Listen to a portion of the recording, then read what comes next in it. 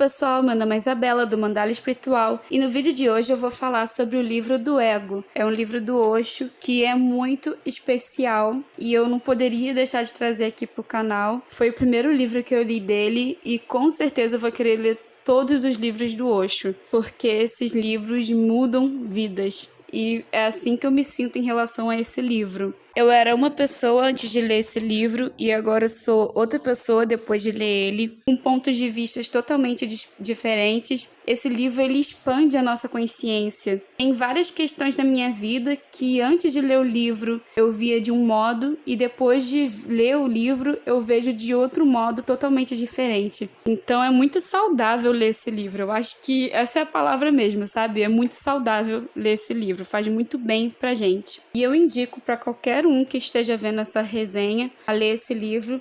É um livro bastante dinâmico, não é autoajuda ou espiritualidade só. É um livro bem dinâmico porque o Osho ele vai trazendo várias historinhas, vários contos durante o livro e são contos muito divertidos que deixam a história muito dinâmica. E no livro ele também não fala só sobre o ego, é principalmente sobre o ego. Mas também fala sobre outros temas muito importantes, né? Como o amor, a liberdade, meditação, sobre se tornar um ser iluminado e vários outros assuntos muito importantes. E por isso eu achei esse livro muito especial. Agora eu vou falar mais sobre o tema do livro, né? Que é o ego. E o que seria o ego de acordo com o livro? O Osho, ele considera o ego a doença do homem. Enquanto o homem não abandonar o ego, ele nunca vai chegar a conhecer a si mesmo. O Osho ele fala que o ser humano é como se fosse uma cebola.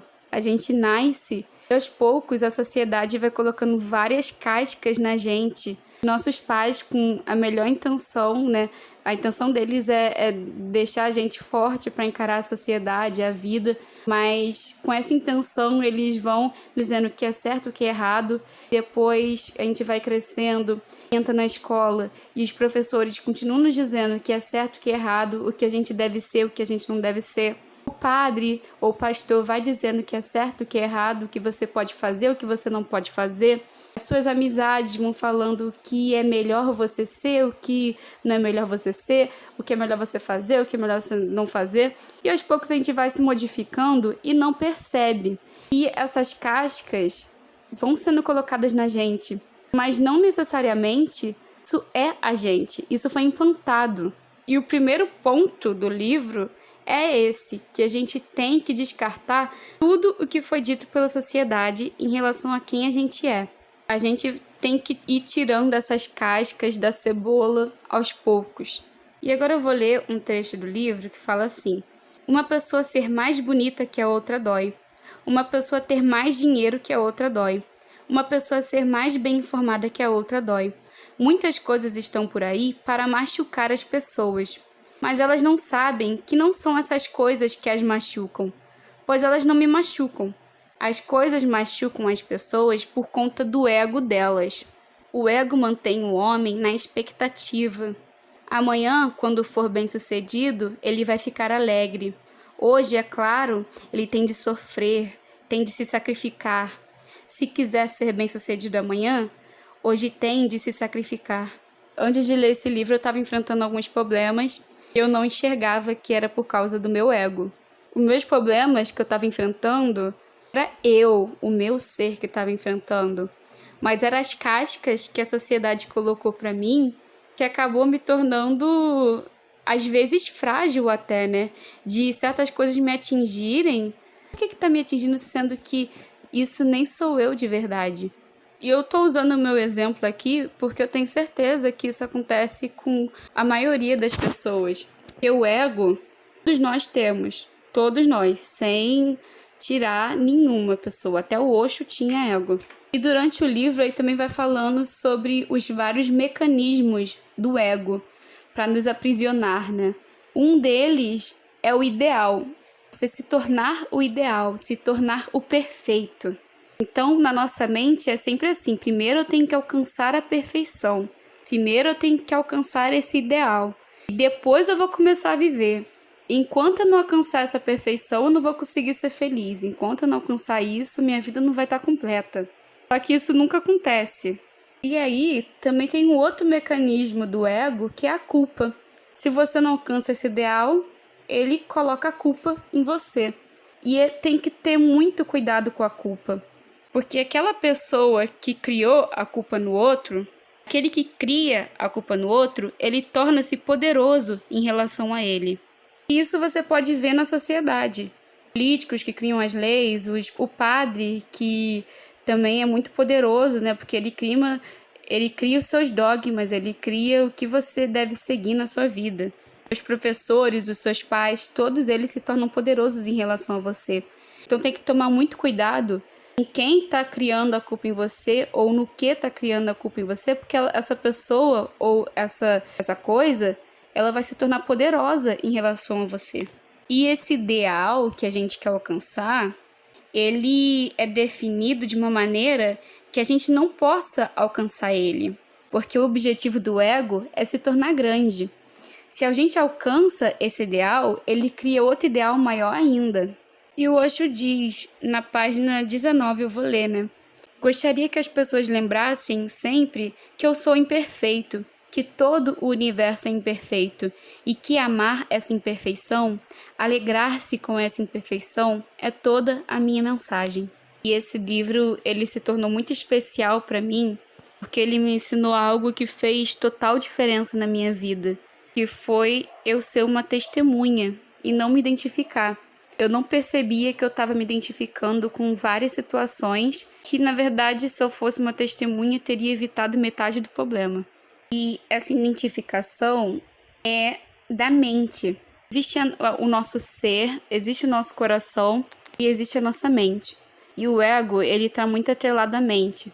Nossos problemas, eles são muito mentais. No livro ele fala que com o desaparecimento da mente, desaparece o eu.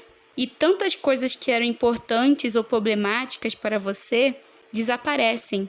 Ela estava tentando resolvê-las e estava se tornando cada vez mais complicadas.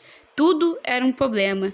Tudo gerava uma ansiedade e parecia não haver saída. Tem que tomar cuidado com o que a nossa mente se identifica. Porque a verdade mesmo é que os problemas eles são falsos. Nada é um problema, na verdade. É algo que a mente criou. Tem até um conto que o Osho conta, que é um homem que entra no consultório do psiquiatra e ele fala assim: doutor, vou sair da minha mente. Fico pensando que sou uma zebra. Toda vez que me olho no espelho, meu corpo inteiro está coberto com listas pretas. O psiquiatra ele tenta acalmá-lo e fala: fique tranquilo, tudo ficará bem. Respire fundo, vá para casa e tome esses comprimidos. Tenha uma boa noite de sono e garanto que as listas pretas vão desaparecer completamente. Aí o homem vai para casa e depois de 2 dias ele retorna dizendo: doutor, eu me sinto ótimo, muito obrigada. Tem alguma coisa para as listas brancas? E aí o problema continua. Se você resolve um problema, cria-se outro. E se você resolve outro problema, vai criar-se outro. Viver sem qualquer problema é muito difícil, quase humanamente impossível. Por quê? Porque o problema é uma distração para a pessoa. O problema dá uma ocupação a ela, dá um propósito. E um dos mecanismos do ego é exatamente esse. É a pessoa ter sempre um problema, é a pessoa sempre pensar no futuro ou sempre pensar no passado, mas nunca é o presente. O ego nunca é o presente.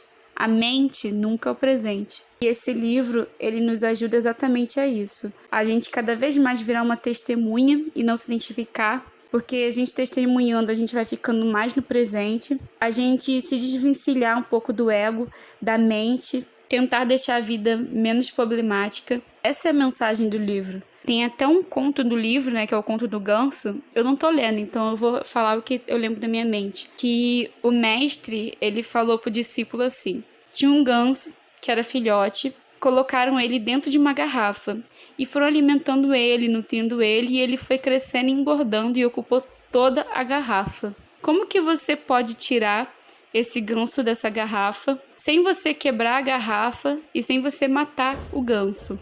E aí o discípulo ele ficou pensando por dias e dias e dias e dias. Falava: meu Deus, esse problema não tem solução, sabe? Mas aí depois ele entendeu. A garrafa era a mente dele. O ganso, ele nunca esteve dentro da mente. Nunca esteve dentro da garrafa. Ele sempre esteve fora. Só que a mente, ela colocou uma prisão falsa nele.